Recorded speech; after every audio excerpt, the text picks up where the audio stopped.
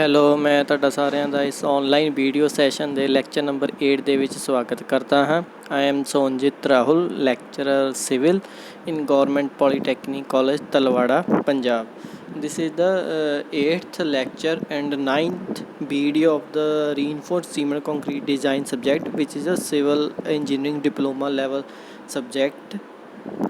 ਇਸ ਵੀਡੀਓ ਦੇ ਵਿੱਚ ਆਪਾਂ ਚੈਪਟਰ 3 ਨੂੰ ਹੀ ਕੰਟੀਨਿਊ ਕਰਾਂਗੇ। Chapter 3 the part 2, chapter name C sheer and development length. ਆਪਾਂ ਪੜ੍ਹੀਆਂ ਸੀਗੀਆਂ ਕਾਫੀ ਤਰ੍ਹਾਂ ਦੀਆਂ ਸ਼ੀਅਰ ਸਟਿਰਪਸ ਹੁੰਦੀਆਂ। ਪਹਿਲੀ ਹੈ ਵਰਟੀਕਲ ਸ਼ੀਅਰ ਸਟਿਰਪਸ। ਇੱਕ ਵਾਰੀ ਰਿਵਾਈਜ਼ ਕਰ ਲਈ। ਵਰਟੀਕਲ ਸਟਿਰਪਸ ਇਸ ਪਿਕਚਰ ਦੇ ਵਿੱਚ ਤੁਸੀਂ ਆਸਾਨੀ ਨਾਲ ਦੇਖ ਸਕਦੇ ਹੋ। ਜਿਹੜੀਆਂ ਉੱਪਰ ਵਾਲੀਆਂ ਬਾਰਸ ਆ ਉਹ ਕੰਪਰੈਸ਼ਨ ਰੀਇਨਫੋਰਸਮੈਂਟ ਹੈ, ਜਿਹੜੀਆਂ ਨੀਚੇ ਵਾਲੀਆਂ ਬਾਰਸ ਆ ਉਹ ਟੈਂਸ਼ਨ ਰੀਇਨਫੋਰਸਮੈਂਟ। ਇਹਨਾਂ ਨੂੰ ਆਪਸ ਦੇ ਵਿੱਚ ਜਿਹੜਾ ਹੋਲਡ ਕਰਕੇ ਰੱਖਦੀ ਉਹਨੂੰ ਕਹਿੰਦੇ ਵਰਟੀਕਲ ਸਟਿਰਪਸ, ਕਿਉਂਕਿ ਵਰਟੀਕਲੀ ਪ੍ਰੋਵਾਈਡ ਕੀਤੀਆਂ ਇਸ ਕਰਕੇ ਇਹਨੂੰ ਕਹਿੰਦੇ ਵਰਟੀਕਲ ਸਟਿਰਪਸ। ਸਾਈਡ ਦੇ ਉੱਪਰ ਵਾਲ ਆ, ਕੋਈ ਸਪੋਰਟ ਆ, ਉੱਪਰ ਬੇਰਿੰਗ ਦਿੱਤੀ ਹੋਈ ਵਾਲ ਦੇ ਉੱਪਰ। ਵਰਟੀਕਲ ਸ਼ੀਅਰ ਸਟਿਰਪਸ ਕੀ ਹੁੰਦੀਆਂ? ਜਦੋਂ ਆਪਾਂ ਕੋਈ ਵੀ ਸ਼ੀਅਰ ਰੀਇਨਫੋਰਸਮੈਂਟ ਪ੍ਰੋਵਾਈਡ ਕਰਦੇ ਆ ਇਨ ਦੀ ਫੋਰਮ ਆਫ ਵਰਟੀਕਲ ਸਟਿਰਪਸ, ਮਤਲਬ ਵਰਟੀਕਲੀ। ਇਹਨੂੰ ਰਿੰਗ ਵੀ ਕਹਿੰਦੇ ਆ, ਇਹਨੂੰ ਵਰਟੀਕਲ ਸਟਿਰਪਸ ਵੀ ਕਹਿੰਦੇ ਆ। ਜਿਹੜਾ ਡਾਇਆਮੀਟਰ ਆਪਾਂ ਯੂਜ਼ ਕਰਨਾ ਇਸ ਸਟੀਲ ਦੇ ਲਈ, ਸ਼ੀਅਰ ਸਟਿਰਪਸ ਬਣਾਉਣ ਦੇ ਲਈ 6 mm ਤੋਂ ਲੈ ਕੇ 10 mm, ਕਿਉਂਕਿ ਆਸਾਨੀ ਨਾਲ ਵੈਂਡ ਕਰਨਾ ਹੋ ਜਾਂਦਾ। ਇਹ 6 mm ਤੋਂ ਲੈ ਕੇ 10 mm ਵਾਲੀਆਂ ਡਾਇਆਮੀਟਰ ਜਿਹੜੀਆਂ ਬਾਰਸ ਹੁੰਦੀਆਂ, ਇਹ ਆਸਾਨੀ ਨਾਲ ਆਪਾਂ ਇਹਨਾਂ ਨੂੰ ਬੈਂਡ ਕਰ ਸਕਦੇ ਤਾਂ ਕਿ ਰਿੰਗ ਬਣ ਸਕੇ। ਇਸੇ ਕਰਕੇ 6 ਤੋਂ 10 mm ਜ਼ਿਆਦਾਤਰ ਯੂਜ਼ ਕਰਦੇ। ਅਗਰ ਬਹੁਤ ਜ਼ਿਆਦਾ ਸ਼ੀਅਰ ਕਿਸੇ ਬੀਮ ਦੇ ਵਿੱਚ ਤਾਂ ਆਪਾਂ 12 mm ਜਾਂ 16 mm ਦਾ ਡਾਇਆਮੀਟਰ ਵੀ ਯੂਜ਼ ਕਰ ਲੈਂਦੇ ਹਾਂ। ਸਟਿਰਪਸ ਜਿਹੜੀਆਂ ਹੁੰਦੀਆਂ ਉਹਨਾਂ ਨੂੰ ਪ੍ਰੋਪਰਲੀ ਵੈਂਟ ਕੀਤਾ ਜਾਂਦਾ ਹੈ around the tension reinforcement and compression reinforcement in the form of loop, ਤਾਂ ਕਿ ਟੈਂਸ਼ਨ ਕਰਕੇ ਕਿਤੇ ਵੀ ਸਲਿੱਪੇਜ ਹੋਣ ਦੇ ਚਾਂਸਸ ਨਾ ਹੋ ਸਕਣ। ਜਿਹੜਾ ਮੈਗਨੀਟਿਊਡ ਹੋਏਗਾ ਸ਼ੀਅਰ ਫੋਰਸ ਦਾ, ਵੀ ਕਿੰਨੀ ਸ਼ੀਅਰ ਫੋਰਸ ਆਪਾਂ ਰਜਿਸਟ ਕਰਨੀ, ਉਸ ਮੈਗਨੀਟਿਊਡ ਦੇ ਅਕੋਰਡਿੰਗ ਹੀ ਆਪਾਂ ਨੂੰ ਨੰਬਰ ਆਫ ਲੈਗਸ ਸਟਿਰਪਸ ਦੀਆਂ ਡਿਸਾਈਡ ਕਰਨੀਆਂ ਪੈਂਦੀਆਂ।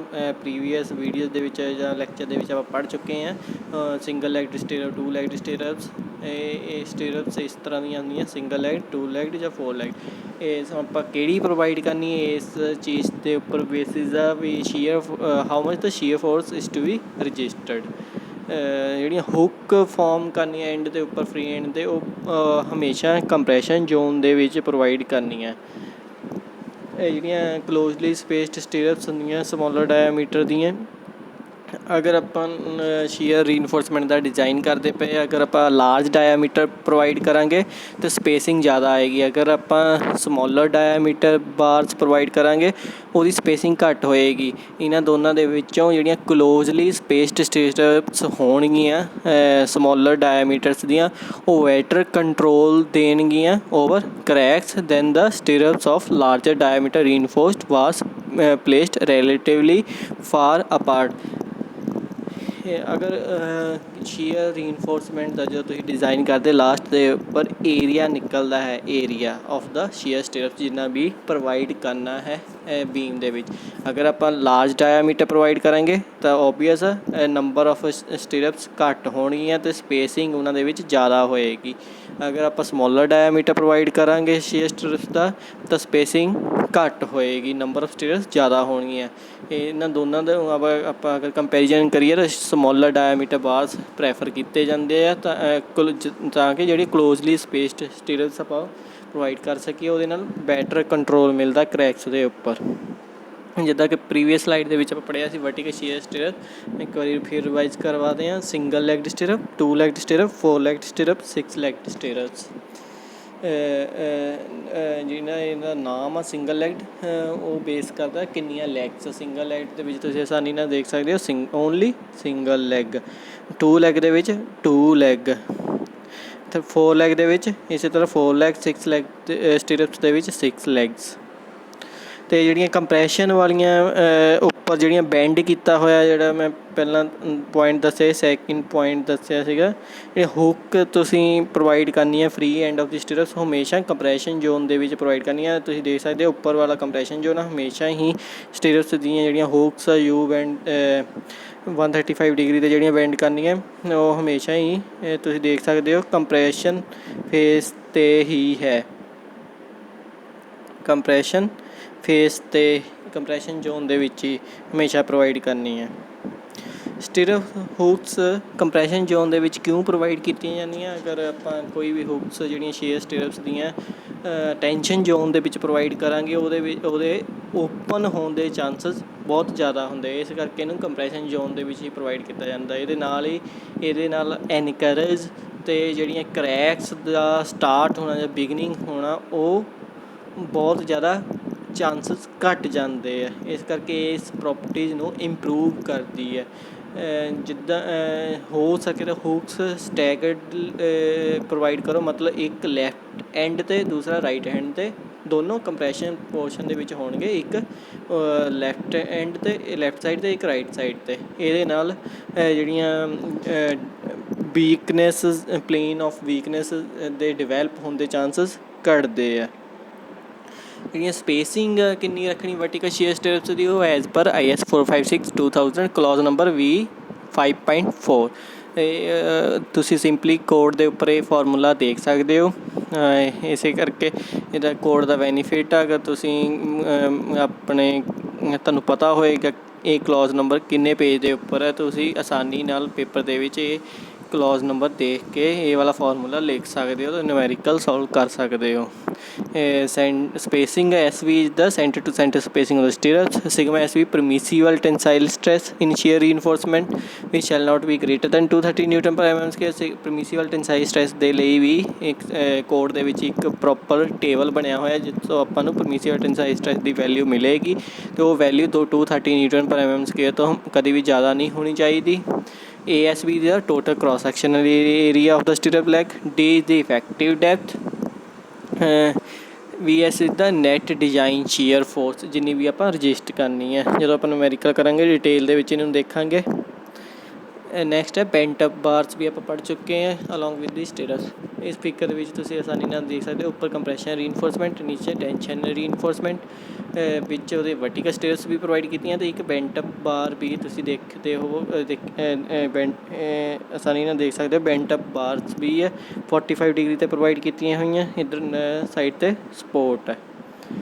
ਬੈਂਟ ਅਪ ਬਾਰਸ ਅਗਰ ਸਿੰਪਲੀ ਸਪੋਰਟਡ ਬੀਮ ਦੀ ਗੱਲ ਕਰੀਏ ਤਾਂ ਬੈਂਡਿੰਗ ਮੂਵਮੈਂਟ ਮੈਕਸੀਮਮ ਹੁੰਦੀ ਹੈ ਸੈਂਟਰ 'ਤੇ, ਅਤੇ ਗ੍ਰੈਜੂਅਲੀ ਰਿਡਿਊਸ ਕਰਦੀ ਜਿੱਦਾਂ ਜਿੱਦਾਂ ਆਪਾਂ ਸਪੋਰਟ ਦੀ ਤਰਫ ਵੱਧ ਜਾਂਦੇ ਹਾਂ।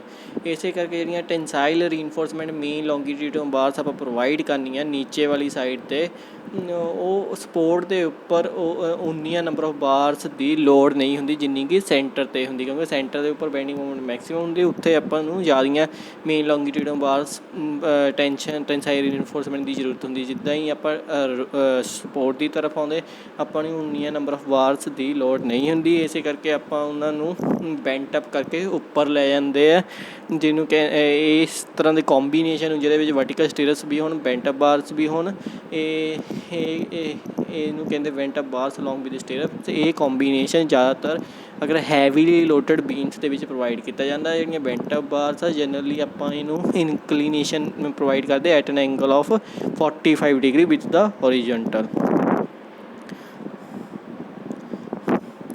As per IS 456/2000 clause number B5.4, ਜਦੋਂ ਵੀ ਆਪਾਂ ਬੈਂਟ ਅਪ ਬਾਰਸ ਪ੍ਰੋਵਾਈਡ ਕਰਨੀ ਹੈ, ਇਹਦਾ ਜਿਹੜਾ ਕੰਟਰੀਬਿਊਸ਼ਨ ਹੋਏਗਾ ਸ਼ੀਅਰ ਨੂੰ ਰਜਿਸਟ ਕਰਨ ਦੇ ਲਈ, ਉਹ ਟੋਟਲ ਸ਼ੀਅਰ ਰੀਇਨਫੋਰਸਮੈਂਟ ਦੇ ਹਾਫ ਦੀ ਵੈਲਿਊ ਨਾਲੋਂ ਜ਼ਿਆਦਾ ਨਹੀਂ ਹੋਣਾ ਚਾਹੀਦਾ। ਇਹ ਵੀ ਆਪਾਂ ਜਦੋਂ ਨੂਮੈਰੀਕਲ ਜਾਂ ਡਿਜ਼ਾਈਨ ਸਟੈਪਸ ਕਰਾਂਗੇ ਉਹਦੇ ਵਿੱਚ ਡਿਟੇਲ ਦੇ ਵਿੱਚ ਦੇਖਾਂਗੇ ਕਿ ਇਹ ਕੀ ਹੁੰਦਾ। ਇੱਕ ਵਾਰੀ ਫਿਰ ਮੈਂ ਰਿਪੀਟ ਕਰਦੇ ਹਾਂ, IS 456 ਕਲੌਜ਼ ਨੰਬਰ B 5.4 ਦੇ ਅਕੋਰਡਿੰਗ ਜਿਹੜੀਆਂ ਬੈਂਟਅਪ ਬਾਰਸ ਆਪਾਂ ਪ੍ਰੋਵਾਈਡ ਕਰਨਾ, ਅਗਰ ਆਪਾਂ ਕਿਸੇ ਬਾਰਸ ਨੂੰ ਸਪੋਰਟ ਦੇ ਨੇੜੇ ਆ ਕੇ ਬੈਂਟਅਪ ਕਰਦੇ ਹਾਂ ਤਾਂ ਓਬਵੀਅਸ ਉਹ ਸ਼ੀਅਰ ਨੂੰ ਰਜਿਸਟ ਕਰੇਗਾ। ਉਹ ਸ਼ੀਅਰ ਨੂੰ ਕਿੰਨਾ ਰਜਿਸਟ ਕਰੇਗਾ, ਉਹਦੀ ਜਿਹੜੀ ਵੈਲਿਊ ਆ ਟੋਟਲ ਸ਼ੀਅਰ ਰੀਇਨਫੋਰਸਮੈਂਟ ਦੀ ਵੈਲਿਊ ਦੇ ਹਾਫ ਨਾਲੋਂ ਜ਼ਿਆਦਾ ਕੰਸੀਡਰ ਨਹੀਂ ਕਰਨੀ। ਕਿਉਂ ਨਹੀਂ ਜ਼ਿਆਦਾ ਕੰਸੀਡਰ ਨਹੀਂ ਕਰਨੀ? ਕਿਉਂਕਿ ਬੈਂਟਅਪ ਬਾਰਸ ਇਕੱਲੀਆਂ ਹੀ ਕੰਕਰੀਟ ਨੂੰ ਕਨਫਾਈਨ ਕਰਕੇ ਨਹੀਂ ਰੱਖਣਗੀਆਂ, ਇਹਦੇ ਕਰਕੇ ਸ਼ੀਅਰ ਫੇਲੀਅਰ ਅਕਰ ਹੋ ਸਕਦਾ ਹੈ। ਅਤੇ ਬੈਂਟਅਪ ਬਾਰਸ ਦੀ ਟੈਂਡੈਂਸੀ ਵੀ ਹੁੰਦੀ ਹੈ ਕਿ ਇਹਦੇ ਕਰਕੇ ਲੌਂਗੀਟਿਊਡਨਲ ਕਰੈਕਸ ਆ ਜਾਂਦੇ, ਜਿਹਦੇ ਕਰਕੇ ਕੰਕਰੀਟ ਕਰਸ਼ ਹੋ ਜਾਂਦੀ ਹੈ at the point of bent. ਜਿੱਥੇ ਆਪਾਂ ਬੈਂਟਅਪ ਪ੍ਰੋਵਾਈਡ ਕਰਦੇ ਉੱਥੇ ਕੰਕਰੀਟ ਕਰਸ਼ ਹੋ ਜਾਂਦੀ ਲੌਂਗੀਟਿਊਡਨਲ ਕਰੈਕ ਦੀ ਵਜ੍ਹਾ ਕਰਕੇ। ਇਸੇ ਕਰਕੇ ਜਿਹੜੇ ਕਿ ਇਹਨਾਂ ਨੂੰ ਸਟਰੇਟ ਕਰਨ ਦੀ ਕੋਸ਼ਿਸ਼ ਕਰਦੇ। ਇਹ ਦੋਨੋਂ ਪੁਆਇੰਟਸ ਨੂੰ ਧਿਆਨ ਵਿੱਚ ਰੱਖਦੇ ਹੋਏ ਆਪਾਂ ਜਿਹੜੀ ਬੈਂਟਅਪ ਬਾਰਸ ਨੇ ਸ਼ੀਅਰ ਨੂੰ ਰਜਿਸਟੈਂਸ ਦੇਣੀ ਹੈ, ਉਹਦੀ ਵੈਲਿਊ ਟੋਟਲ ਸ਼ੀਅਰ ਰੀਇਨਫੋਰਸਮੈਂਟ ਦੀ ਹਾਫ ਵੈਲਿਊ ਨਾਲੋਂ ਜ਼ਿਆਦਾ ਕੰਸੀਡਰ ਨਹੀਂ ਕਰਾਂਗੇ। ਸ਼ੀਅਰ ਰੀਇਨਫੋਰਸਮੈਂਟ ਜਿਹੜੀ ਹੈ ਪ੍ਰੋਵਾਈਡ ਕੀਤੀ ਜਾਂਦੀ ਹੈ to carry a shear force equal to VS and shear taken by bent up bars is calculated as shear reinforcement ਜਿਹੜੀ ਬੈਂਟਅਪ ਬਾਰਸ ਨੇ ਰਜਿਸਟ ਕਰਨੀ ਹੈ ਉਹ ਕਿੱਦਾਂ ਕੈਲਕੂਲੇਟ ਕਰ ਸਕਦੇ ਆ? ਉਹਦਾ ਫਾਰਮੂਲਾ ਦਿੱਤਾ ਹੋਇਆ sigma SB ASB sign alpha ASB ਇਹਦਾ ਜਿੰਨੀਆਂ ਬੈਂਟਅਪ ਬਾਰਸ ਆਪਾਂ ਬੈਂਟ ਕੀਤੀਆਂ ਹੋਈਆਂ ਉਹਦਾ area, sine alpha is the angle between the bent up bar and axis of the member. Axis of the member ਮਤਲਬ whichever is column beam ਦੀ ਜਿਹੜੀ main axis ਹੋਏਗੀ ਦੈਟ ਇਜ਼ ਹੌਰੀਜੈਂਟਲ ਹੋਏਗੀ, ਉਹਦਾ ਨਾਮ 45 ਡਿਗਰੀ ਨੋਰਮਲੀ ਹੁੰਦਾ, ਉਹ ਤੋਂ ਘੱਟ ਨਹੀਂ ਹੋਣਾ ਚਾਹੀਦਾ। ਅਤੇ ਜਿਹੜਾ ਇਹਦਾ ਕੰਟਰੀਬਿਊਸ਼ਨ ਹੈ ਸ਼ੀਅਰ ਟੇਕਨ ਬਾਈ ਬੈਂਟਅਪ ਬਾਰ ਉਹ ਉਹਨੂੰ ਆਪਾਂ ਰਿਸਟ੍ਰਿਕਟ ਕਰ ਦਿੱਤਾ, ਜਿੰਨੀ total sheer force total sheer resistance ਹੋਏਗੀ ਉਹਦੀ ਹਾਫ ਵੈਲਿਊ ਤੋਂ ਜ਼ਿਆਦਾ ਨਹੀਂ ਹੋਏਗੀ, ਉਸ ਤੋਂ ਘੱਟ ਹੀ ਵੈਲਿਊ ਕੰਸੀਡਰ ਕਰਾਂਗੇ। ਨੈਕਸਟ ਹੈ factors affecting the sheer resistance for the RCC members. ਕਿਹੜੇ ਫੈਕਟਰਸ ਆ ਜਿਹੜੇ RCC ਮੈਂਬਰਸ ਦੀ ਸ਼ੀਅਰ ਰਜਿਸਟੈਂਸ ਨੂੰ ਇਫੈਕਟ ਕਰਦੇ ਆ? ਫਸਟ ਹੈ grade of concrete. This is the important question regarding ਅਗਰ ਆਪਾਂ ਐਗਜ਼ਾਮ ਪੁਆਇੰਟ ਆਫ ਵਿਊ ਦੀ ਗੱਲ ਕਰੀਏ ਫॉर द ਡਿਪਲੋਮਾ ਲੈਵਲ। ਅਗਰ ਪ੍ਰੀਵੀਅਸ ਜੇ ਪੇਪਰ ਦੇਖੇ ਡਿਪਲੋਮਾ ਦੇ ਵਿੱਚ ਕਾਫੀ ਤਰ੍ਹਾਂ ਦੇ ਇਸ ਤਰ੍ਹਾਂ ਇਹ ਕੁਐਸਚਨ ਕਾਫੀ ਵਾਰੀ ਰਿਪੀਟ ਹੋਇਆ, ਸੋ ਇਸ ਨੂੰ ਧਿਆਨ ਨਾਲ ਪੜ੍ਹੋ। ਪਹਿਲਾ ਹੈ ਸ਼ੀਅਰ ਰਜਿਸਟੈਂਸ ਜਿਹੜੀ RCC ਮੈਂਬਰ 'ਤੇ ਕਿੰਨਾ ਫੈਕਟਰਸ 'ਤੇ ਡਿਪੈਂਡ ਕਰਦੀ ਹੈ। ਪਹਿਲੀ ਹੈ ਗ੍ਰੇਡ ਆਫ ਕੰਕਰੀਟ। ਜਿੰਨਾ ਜ਼ਿਆਦਾ ਕੰਕਰੀਟ ਦਾ ਗ੍ਰੇਡ ਹੋਏਗਾ ਸ਼ੀਅਰ ਰਜਿਸਟੈਂਸ ਜ਼ਿਆਦਾ ਹੋਏਗੀ। ਸੈਕਿੰਡ ਹੈ ਟੈਂਸਾਈਲ ਸਟੀਲ ਰੀਇਨਫੋਰਸਮੈਂਟ। ਜਿੰਨਾ ਜ਼ਿਆਦਾ ਸਟੀਲ ਦਾ ਗ੍ਰੇਡ ਹੋਏਗਾ ਸ਼ੀਅਰ ਸਟਰੈਂਥ ਘੱਟ ਹੋਏਗੀ, that is grade of steel is inversely proportion to shear strength. ਇਸ ਕਰਕੇ ਜਿਹੜੀ ਮਾਈਲਡ ਸਟੀਲ ਰੀਇਨਫੋਰਸਮੈਂਟ ਆ ਕਿਉਂਕਿ ਉਹਦੀ ਕਰੈਕਟਰਿਸਟਿਕ ਸਟਰੈਂਥ ਘੱਟ ਹੁੰਦੀ ਹੈ, ਉਹਦਾ ਗ੍ਰੇਡ ਦੀ ਉਹ ਮਾਈਲਡ ਸਟੀਲ FE 250 ਹੁੰਦਾ ਤਾਂ HYSD ਸਟੀਲ FE 415 ਤੋਂ ਜ਼ਿਆਦਾ ਗ੍ਰੇਡ ਵਾਲੇ ਹੁੰਦੇ। ਇਸ ਕਰਕੇ ਮਾਈਲਡ ਸਟੀਲ ਦੀ ਜਿਹੜੀ ਹੈ ਸ਼ੀਅਰ ਰਜਿਸਟੈਂਸ ਬੈਟਰ ਹੁੰਦੀ ਹੈ। ਸੈਕਿੰਡ ਹੈ ਸ਼ੀਅਰ ਰੀਇਨਫੋਰਸਮੈਂਟ। ਜਿਹੜੀ ਆਪਾਂ sheer reinforcement in the farm of vertical ਸਟਿਰਅਪਸ ਬੈਂਟਅਪ ਬਾਰਸ ਜਾਂ ਕਿਸੇ ਵੀ ਕੰਬੀਨੇਸ਼ਨ ਬਾਰਸ ਨਾਲ ਪ੍ਰੋਵਾਈਡ ਕਰਦੇ, ਜਿੰਨੀ ਜ਼ਿਆਦਾ ਸ਼ੀਅਰ ਰੀਇਨਫੋਰਸਮੈਂਟ ਪ੍ਰੋਵਾਈਡ ਕਰਾਂਗੇ ਉਹਦੇ ਨਾਲ ਓਬਵੀਅਸ ਹੈ shear reinforcement shear resistance member ਦੀ ਇਨਕਰੀਜ਼ ਹੋਏਗੀ। ਨੈਕਸਟ ਹੈ percentage of tensile steel reinforcement. Percentage means total area of steel upon total cross sectional area. ਜਿੰਨਾ ਜ਼ਿਆਦਾ ਇਸ ਪਰਸੈਂਟੇਜ ਦੀ ਵੈਲਿਊ ਜ਼ਿਆਦਾ ਹੋਏਗੀ ਉਨੀ ਸ਼ੀਅਰ ਸਟਰੈਂਥ ਜ਼ਿਆਦਾ ਹੋਏਗੀ। ਅਗਰ ਕਿਸੇ ਮੈਂਬਰ ਦੇ ਉੱਪਰ ਕੰਪਰੈਸਿਵ ਫੋਰਸ ਲੱਗਦੀ ਪਈ ਹੈ ਐਕਚੁਅਲ ਕੰਪਰੈਸਿਵ ਫੋਰਸ, ਉਹਦੇ ਨਾਲ ਸ਼ੀਅਰ ਰਜਿਸਟੈਂਸ ਵਧੇਗੀ। ਕੰਪਰੈਸਿਵ ਰੀਇਨਫੋਰਸਮੈਂਟ ਜਿੰਨੀ ਜ਼ਿਆਦਾ ਕੰਪਰੈਸ਼ਨ ਸਟੀਲ ਦੀ ਪਰਸੈਂਟੇਜ ਜ਼ਿਆਦਾ ਹੋਏਗੀ ਸ਼ੀਅਰ ਰਜਿਸਟੈਂਸ ਵੀ ਜ਼ਿਆਦਾ ਹੋਏਗੀ। ਨੈਕਸਟ ਹੈ ਐਕਸੀਅਲ ਟੈਂਸਾਈਲ ਫੋਰਸ। ਜਿੰਨੀ ਜ਼ਿਆਦਾ ਟੈਂਸਾਈਲ ਫੋਰਸ ਜ਼ਿਆਦਾ ਹੋਏਗੀ ਸ਼ੀਅਰ ਸਟਰੈਂਥ ਕੰਕਰੀਟ ਦੀ ਘਟੇਗੀ, ਰਿਡਿਊਸ ਕਰੇਗੀ। Here is a simple cross section ਹੈ ਇੱਕ RCC ਬੀਮ ਦਾ, ਧਿਆਨ ਨਾਲ ਦੇਖੋ ਇਸ ਨੂੰ, ਜਿਹਦੇ ਵਿੱਚ ਨੀਚੇ ਮੇਨ ਲੌਂਗੀਟਿਊਡਨਲ ਰੀਇਨਫੋਰਸਿੰਗ ਬਾਰ ਆ, ਜਿਹੜੀਆਂ ਨੀਚੇ ਵਾਲੀਆਂ ਉਹ ਟੈਂਸਾਈਲ ਬਾਰ ਆ, ਜਿਹੜੀਆਂ ਉੱਪਰ 3 ਆ ਉਹ ਕੰਪਰੈਸ਼ਨ ਬਾਰ ਆ। ਇਹ ਸਾਰੀਆਂ 6 ਮੇਨ ਲੌਂਗੀਟਿਊਡਨਲ ਰੀਇਨਫੋਰਸਿੰਗ ਬਾਰਸ ਆ। ਇੱਕ ਬੀਮ ਦਾ ਕ੍ਰੋਸ ਸੈਕਸ਼ਨ ਲਿਆ ਹੋਇਆ ਜਿਹਦੀ ਵਿੱਥ ਹੈ B, ਟੋਟਲ ਡੈਪਥ ਆ ਕੈਪੀਟਲ D। ਇਹਦੇ ਵਿੱਚ 2 ਲੈਗਡ ਸਟਿਰਪਸ ਪ੍ਰੋਵਾਈਡ ਕੀਤੀਆਂ ਹੋਈਆਂ, ਵਰਟੀਕਲ ਸ਼ੀਅਰ ਸਟਿਰਪਸ। ਤੁਸੀਂ ਆਸਾਨੀ ਨਾਲ ਦੇਖ ਸਕਦੇ ਹੋ ਉਹਨੂੰ 135 ਡਿਗਰੀ ਦੇ ਉੱਪਰ ਬੈਂਟ ਕੀਤਾ ਹੋਇਆ। ਅਗਰ ਕਿਸੇ ਵੀ ਵਰਟੀਕਲ ਸਟਿਰਪਸ ਨੂੰ ਪ੍ਰੋਪਰਲੀ 135 ਡਿਗਰੀ ਦੇ ਉੱਪਰ ਬੈਂਟ ਕੀਤਾ ਹੋਇਆ, ਉਹ ਬੈਂਟ ਅਪ ਕਰਕੇ ਤੁਸੀਂ ਦੇਖ ਸਕਦੇ ਹੋ ਜਿਹੜਾ ਅੱਗੇ ਨੂੰ ਐਕਸਟੈਂਡ ਕਰਨਾ minimum 8 times of the diameter of the stirrups bar, ਉਨਾ ਜ਼ਿਆਦਾ ਐਕਸਟੈਂਡ ਕਰਨਾ ਇਹ ਐਜ਼ ਪਰ ਕੋਡਲ ਪ੍ਰੋਵੀਜ਼ਨ ਕੰਪਲਸਰੀ ਹੁੰਦਾ ਹੈ। ਨੀਚੇ ਤੁਸੀਂ ਦੇਖ ਸਕਦੇ ਹੋ, ਇੱਥੇ ਧਿਆਨ ਨਾਲ ਦੇਖੋ, ਨੋਮੀਨਲ ਕਵਰ ਜਿਹੜੀਆਂ ਵਰਟੀਕਲ ਸ਼ੀਅਰ ਸਟਿਰਪਸ ਦੇ ਨੀਚੇ ਵਾਲੇ ਐਜ ਤੋਂ ਨੀਚੇ ਕੰਕਰੀਟ ਦੇ ਐਜ ਤੱਕ ਜਾਂ ਬੀਮ ਦੇ ਐਜ ਤੱਕ ਜਿਹੜਾ ਡਿਸਟੈਂਸ ਆ ਨੋਮੀਨਲ ਕਵਰ। ਜਿਹੜੀਆਂ ਮੇਨ ਲੌਂਗੀਟਿਊਡਨਲ ਬਾਰਸ ਆ ਉਹਦੇ ਨੀਚੇ ਵਾਲੇ ਪਾਰਟ ਤੋਂ ਆਪਾਂ ਦੇਖੀਏ ਤਾਂ ਕੰਕਰੀਟ ਦਾ ਸੈਕਸ਼ਨ ਜਿਹੜਾ ਹੋਏਗਾ ਉਹਦਾ ਜਿਹੜਾ ਐਕਸਟਰੀਮ ਐਜ ਹੋਏਗਾ ਉੱਥੋਂ ਤੱਕ ਜਿਹੜਾ ਡਿਸਟੈਂਸ ਹੈ ਕਲੀਅਰ ਕਵਰ ਆ। ਇਸੇ ਤਰ੍ਹਾਂ ਅਗਰ ਆਪਾਂ ਗੱਲ ਕਰੀਏ ਜਿਹੜੀਆਂ ਮੇਨ ਟੈਂਸਾਈਲ ਰੀਇਨਫੋਰਸਮੈਂਟ ਆ ਉਹਦੇ ਸੈਂਟਰ ਤੋਂ ਲੈ ਕੇ ਨੀਚੇ ਐਜ ਤੱਕ ਜਿਹੜਾ ਡਿਸਟੈਂਸ ਆ ਉਹ ਇਫੈਕਟਿਵ ਕਵਰ ਆ। ਅਗਰ ਟੋਟਲ ਡੈਪਥ ਦੇ ਵਿੱਚ ਆਪਾਂ ਇਫੈਕਟਿਵ ਕਵਰ ਮਾਈਨਸ ਕਰ ਦਈਏ, ਉਹ ਇਫੈਕਟਿਵ ਕਵਰ ਮਾਈਨਸ ਕਰ ਦਈਏ ਤਾਂ ਇਫੈਕਟਿਵ ਡੈਪਥ ਮਿਲਦੀ ਹੈ। ਇਹ ਜ਼ਿਆਦਾ ਇੰਪੋਰਟੈਂਟ ਆ, ਇਫੈਕਟਿਵ ਕਵਰ ਕੀ ਆ, ਇਫੈਕਟਿਵ ਡੈਪਥ ਕੀ ਹੈ। ਆਈ ਹੋਪ ਕਲੀਅਰ ਹੋ ਗਿਆ ਹੋਏਗਾ। Effective depth top compression as ਤੋਂ ਲੈ ਕੇ ਸੈਂਟਰ ਆਫ ਦੀ ਟੈਂਸਾਈਲ ਰੀਇਨਫੋਰਸਮੈਂਟ ਤੱਕ ਦਾ ਜਿਹੜਾ ਡਿਸਟੈਂਸ ਆ ਉਹ ਇਫੈਕਟਿਵ ਡੈਪਥ। ਜਿਹੜਾ ਸੈਂਟਰ ਆਫ ਦੀ ਟੈਂਸਾਈਲ ਰੀਇਨਫੋਰਸਮੈਂਟ ਤੋਂ ਲੈ ਕੇ ਬੋਟਮ ਵਾਲਾ ਕੰਕਰੀਟ ਸੈਕਸ਼ਨ ਦਾ ਜਿਹੜਾ ਐਜ ਹੋਏਗਾ ਉਹ ਹੈ ਇਫੈਕਟਿਵ ਕਵਰ। ਅਤੇ ਵਰਟੀਕਲ ਸਟਿਰਪਸ ਜਿਹੜੀਆਂ ਪ੍ਰੋਵਾਈਡ ਕੀਤੀਆਂ ਉਸ ਤੋਂ ਨੀਚੇ ਵਾਲਾ ਜਿਹੜਾ ਕੰਕਰੀਟ ਦਾ ਨੀਚੇ ਵਾਲਾ ਐਜ ਹੋਏਗਾ ਉੱਥੋਂ ਤੱਕ ਜਿਹੜਾ ਡਿਸਟੈਂਸ ਨੋਮੀਨਲ ਕਵਰ। ਅਤੇ ਜਿਹੜੇ ਮੇਨ ਲੌਂਗੀਟਿਊਡਨਲ ਬਾਰਸ ਤੋਂ ਨੀਚੇ ਤੱਕ ਜਿਹੜਾ ਡਿਸਟੈਂਸ ਹੈ ਉਹ ਕਲੀਅਰ ਕਵਰ। ਨੈਕਸਟ ਹੈ critical section for the shear design. ਅਗਰ ਸਪੋਰਟ ਦੇ ਉੱਪਰ ਕੰਪਰੈਸਿਵ ਰਿਐਕਸ਼ਨ ਆਉਂਦੀ ਪਈ, ਅਗਰ ਕੋਈ ਸਿੰਪਲੀ ਸਪੋਰਟ ਆ ਉਹਦੇ ਉੱਪਰ ਤੁਸੀਂ ਕੋਈ ਮੈਂਬਰ ਕੋਈ ਬੀਮ ਨੂੰ ਰੈਸਟ ਕਰਦੇ ਆ ਤਾਂ ਓਬਵੀਅਸ ਆ ਉਹਦੇ ਉੱਪਰ ਕੰਪਰੈਸਿਵ ਫੋਰਸ ਹੀ ਐਕਟ ਕਰੇਗੀ। ਕੰਪਰੈਸਿਵ ਫੋਰਸ ਐਕਟ ਕਰੇਗੀ। ਫੋਰ ਐਗਜ਼ਾਮਪਲ ਕੋਈ ਬੀਮ ਆ ਵਾਲ ਦੇ ਉੱਪਰ ਰੈਸਟ ਕਰਦਾ ਪਿਆ ਜਾਂ ਕਾਲਮ ਦੇ ਉੱਪਰ ਰੈਸਟ ਕਰਦਾ ਪਿਆ, ਉਹ ਵਾਲਸ ਜਾਂ ਕਾਲਮ ਦੇ ਉੱਪਰ ਜਿਹੜੀ ਫੋਰਸ ਆਏਗੀ ਉਹ ਕੰਪਰੈਸਿਵ ਹੋਏਗੀ। ਇਸ ਤਰ੍ਹਾਂ ਦੇ ਕੇਸਿਸ ਦੇ ਵਿੱਚ ਜਿਹੜਾ ਕ੍ਰਿਟੀਕਲ ਸੈਕਸ਼ਨ ਹੋਏਗਾ ਸ਼ੀਅਰ ਨੂੰ ਡਿਜ਼ਾਈਨ ਕਰਨ ਦੇ ਲਈ ਸਪੋਰਟ ਤੋਂ ਲੈ ਕੇ ਡਿਸਟੈਂਸ ਇੱਕ ਆਪਾਂ ਦੇਖਣਾ ਜਿਹੜਾ ਕਿ effective depth of the member ਤੋਂ ਕੈਲਕੂਲੇਟ ਇਫੈਕਟਿਵ ਡੈਪਥ ਜਿੱਦਾਂ ਪਿੱਛੇ ਪੜ੍ਹਿਆ from the face of the support. ਜਿਹੜਾ ਕ੍ਰਿਟੀਕਲ ਸੈਕਸ਼ਨ ਹੋਏਗਾ ਉਹ ਵਾਲਾ ਡਿਸਟੈਂਸ ਹੋਏਗਾ ਫੇਸ ਆਫ ਦੀ ਸਪੋਰਟ ਤੋਂ ਲੈ ਕੇ effective depth of the member distance ਜਿੰਨਾ, ਉਹ ਜਿਹੜਾ ਸੈਕਸ਼ਨ ਹੋਏਗਾ ਉਹਨੂੰ ਕ੍ਰਿਟੀਕਲ ਸੈਕਸ਼ਨ ਮੰਨਾਂਗੇ। ਇਹਨੂੰ ਆਪਾਂ ਕ੍ਰਿਟੀਕਲ ਪੋਰਸ਼ਨ ਮੰਨਦੇ ਹਾਂ, ਇਸੇ ਕਰਕੇ ਇਹਨੂੰ ਪ੍ਰੋਪਰਲੀ ਡਿਜ਼ਾਈਨ ਕੀਤਾ ਜਾਂਦਾ ਫॉर द ਸ਼ੀਅਰ। ਇਸ ਫਿਗਰ ਤੁਸੀਂ ਦੇਖ ਸਕਦੇ ਹੋ, this is the face of the support, this is the distance effective depth. ਇਹ ਜਿਹੜਾ ਰੀਜ਼ਨ ਆ ਇਹ critical section for the sheer.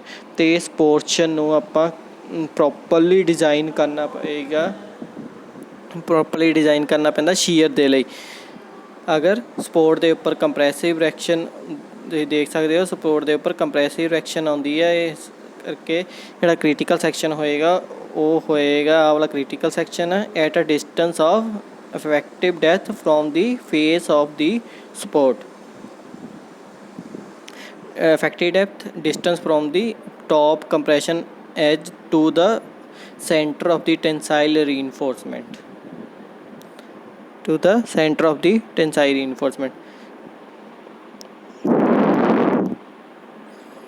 Next ਹੈ critical section for the shear design. ਅਗਰ ਸਪੋਰਟ ਦੇ ਉੱਪਰ ਟੈਂਸਾਈਲ ਰਿਐਕਸ਼ਨ ਆਉਂਦੀ ਹੈ ਅਤੇ ਉਸ ਕੇਸ ਦੇ ਵਿੱਚ ਕ੍ਰਿਟੀਕਲ ਸੈਕਸ਼ਨ ਕੀ ਹੋਏਗਾ। ਫੋਰ ਐਗਜ਼ਾਮਪਲ ਅਗਰ ਕੋਈ ਬੋਟਮ ਸਲੈਬ ਆ, ਅਗਰ ਇੱਕ ਟੈਂਕ ਆ ਜਿਹਦੀ ਉਹਦੀ ਬੋਟਮ ਸਲੈਬ ਆ, ਕਿਉਂਕਿ ਉਹਦੇ ਉੱਪਰ ਜਿਹੜੀਆਂ ਸਾਈਡ ਵਾਲੀਆਂ ਵਾਲਸ ਹੁੰਦੀਆਂ, ਅਗਰ ਉਹਦੇ ਉੱਪਰ ਜਿਹੜਾ ਰਿਐਕਸ਼ਨ ਆਏਗੀ ਉਹ ਟੈਂਸਾਈਲ ਹੋਏਗੀ।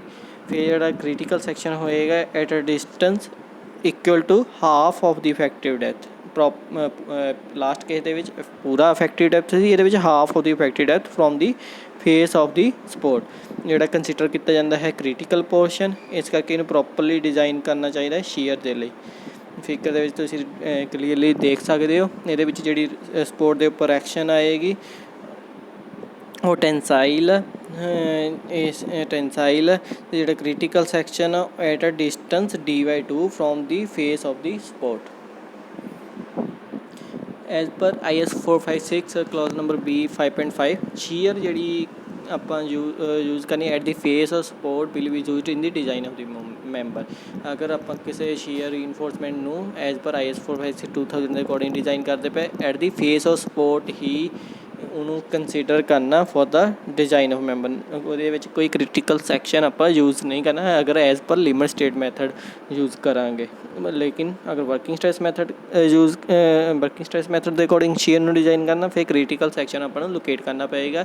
ਲਿਮਿਟ ਸਟੇਟ ਮੈਥਡ ਦੇ ਵਿੱਚ ਕ੍ਰਿਟੀਕਲ ਸੈਕਸ਼ਨ ਲੋਕੇਟ ਕਰਨ ਦੀ ਜ਼ਰੂਰਤ ਨਹੀਂ ਹੁੰਦੀ, simply at the face of the support ਨੂੰ ਹੀ ਡਿਜ਼ਾਈਨ ਆਫ ਮੈਂਬਰ ਦੇ ਲਈ ਕੰਸੀਡਰ ਕੀਤਾ ਜਾਂਦਾ ਹੈ। ਜਿਹੜੀ ਸ਼ੀਅਰ ਸਟਰੈਂਥ ਸੈਕਸ਼ਨ ਦੀ ਸਪੋਰਟ ਦੇ ਨੇੜੇ ਜ਼ਿਆਦਾ ਹੋਣੀ ਚਾਹੀਦੀ ਹੈ। ਜਿਹੜੀ ਸ਼ੀਅਰ ਫੇਲੀਅਰ ਅਗਰ ਕਿਸੇ ਵੀ ਸੈਕਸ਼ਨ ਬੀਮ ਅਤੇ ਕੈਂਟੀਲੀਵਰ ਜਿਹਦੇ ਵਿੱਚ ਸ਼ੀਅਰ ਰੀਇਨਫੋਰਸਮੈਂਟ ਨਹੀਂ ਹੁੰਦੀ ਉਹ ਨੋਰਮਲੀ ਅਕਰ ਕਰਦੇ ਆ at a plane inclined at an angle 30 degree to the horizontal.